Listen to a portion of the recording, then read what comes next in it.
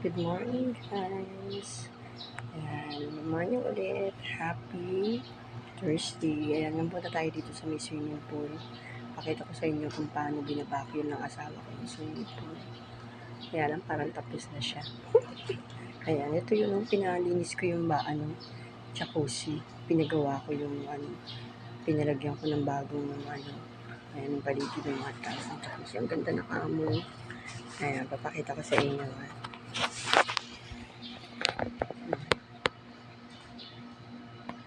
Ang linis-linis ang jacuzzi. Ayan, nakikita nyo ba? Sobrang amputi. Pinaayos ko siya kasi di ba luma na yung mga cement, mga white cement niya. Ayan, pinalagyan ko ulit ng bagong white cement. Ang ganda-ganda na ng jacuzzi. Ayan, tapos ito. Tapos na pala i-vacuum. Ayan, kulay blue na yung tubig. Kulay blue yung tubig, ang ganda. Ayan. Katatapos lang i-vacuum ng asawa ko. Ngayon ay tinatanggalan niya naman ng mga dumi-dumi. Tinatanggalan naman yung mga dumi sa ibabaw. Pero na-vacuum niya na pala. Sayang hindi ko na ipakita sa inyo kung paano pag-vacuum. Nalita ko ng paglabas sa swimming pool. Galing pa kasi ako sa kabilang bahay namin. Ayan siya. Tanggal yung mga dumi sa ibabaw. Na-vacuum niya na yan. Diba kulay asul? Ang linaw-linaw ng tubig. Na-vacuum na yan. Ang ganda-ganda ng tubig ng kulay blue. Na-vacuum niya na yan.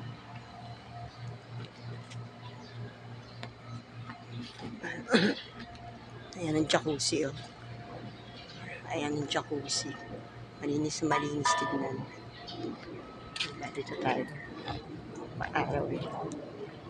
Ito yung ginagamit namin sa pag-vacuum. Ayan. Mahaba yung tubo. Ayan, kasi di ba tayo sa loob ng bahay, nagba-vacuum tayo ng mga dumi.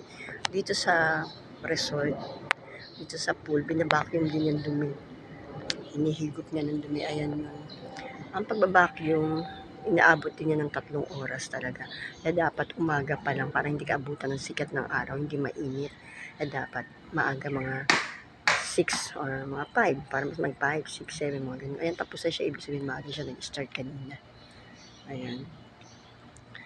Ayan. Linaw-linaw ng tubig. Linaw-linaw ng tubig. Kulay blue. Ayan. Naalis na yung mga ibabaw, yung mga dumi sa ibabaw. Ayan, ang asawa ko. Ayan. Malinis na malinis na. Ayan, nakita nyo, napakalinaw ng tubig.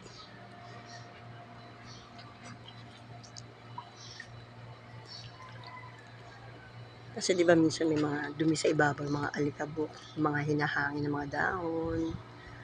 Ayan, yun, dapat alisin yan. Although meron namang motor para umikot ng dumi, dapat alisin din yun. Ayan siya. Napakalinaw ng tubig.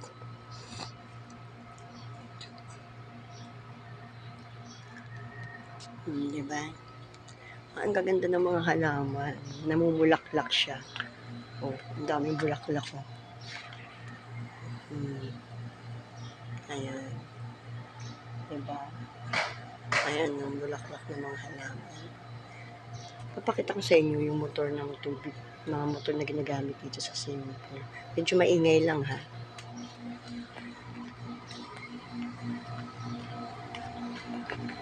Ayan, dito tayo ngayon sa ayan yun, medyo maingay lang guys, pero yan. Ayan. Isa natin yung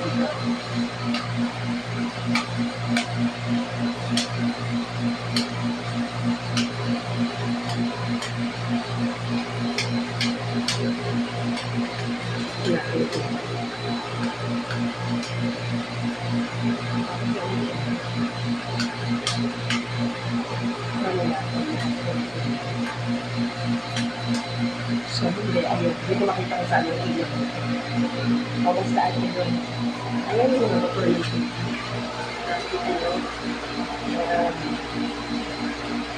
Or siya.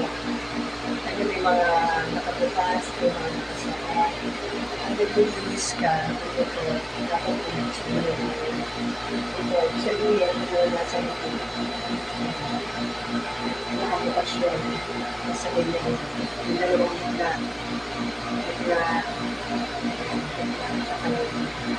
naka-negative. Nakabukas siya habang naglilinis ang floor. Tapos ito, itong dalawang kulay na iba, yan yung sa jacuzzi. Yun yung nahigit ng ano. Pag naglilinis ka, nag-vacuum ka, napupunta yung dun sa filter. Ay, yung filter na sa loob nun. Yan yung nililinis namin ng nakaaraw na binutyo ko. Yung filter nandiyan sa loob yan. Yung filter na nililinis namin na kailangan lilinisin mo kasi doon naiipon lahat ng dumi ng resort na swimming pool. Ano yun?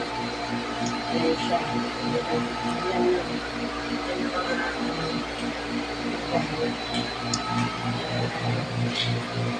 Ayan yung saksakan niya. Kasi ito yung mga ginagamit na powder, palinis, mga chemicals para sa pool. Ayan, mga chemicals na rin. May tatlong chemicals na ginagamit sa paglinis ng pool. Ito ko sabihin sa inyo, maingay doon.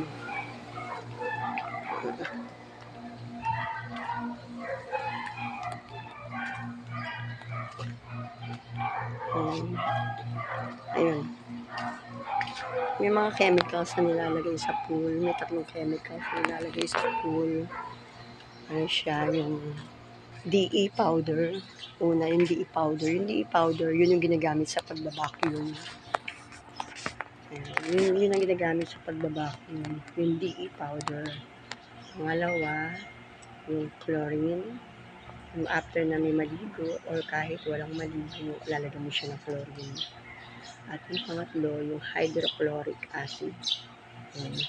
Yung tatlong chemicals na nilalagay sa swimming pool para mas maging malinis siya. Ayan. Tsaka itong swimming pool, twice a year, wina-water test to. Kailangan nakapasa siya sa water test sa City Hall, sa municipality, diba?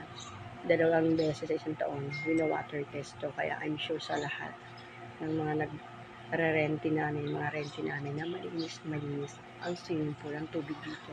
Wala pa dito nagreklamo ng naligo, tapos nangate, yung sobrang yung skin, walang ganun. Tagal. Alam niyo ba na 20 years na itong swimming pool na ito, itong resort na ito. Diba? Sa sister-in-law ko to. 20 years na to. So ngayon talagang iniingatan namin maigi at mini-maintain namin maigi.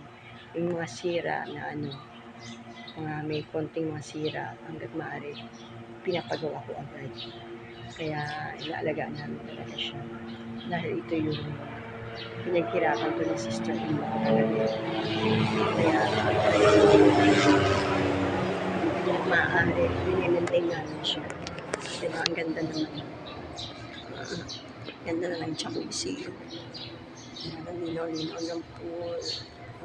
Linaw-linaw ng pool. Yan.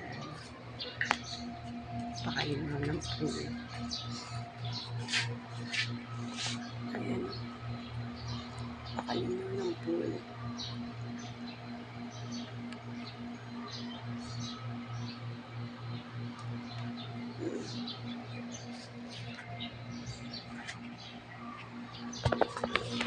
Ayan. Tapos ka na, Papa? Ayan. Asawa ko naglilinis ng pool. Ayan, asawa ko yan. Ayan, nililinis niya. Tinatanggal niya yung mga dumi-dumi. Meron kami ibang tao dito na katulong namin, pero hindi niya magawa yung ganito talaga. Hindi niya kayang gawain yung ganito. As in, yung helper ko lang siya talaga dito, walis-walis, punas-punas, mga ganun. Yun lang. Pero yung mga sa swimming pool, hindi niya alam kung paano talaga gawin. Asawa ko lang talaga yung on hand na gumagawa. Ayan.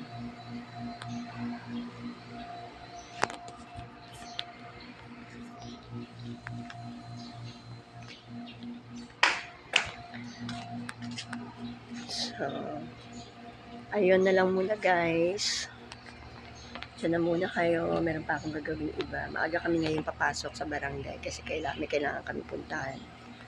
Kaya mamaya na lang ulit tayo magkita. Thank you for watching mga people. Thank you for watching sa inyo. God bless us all. Ingat kayo lahat.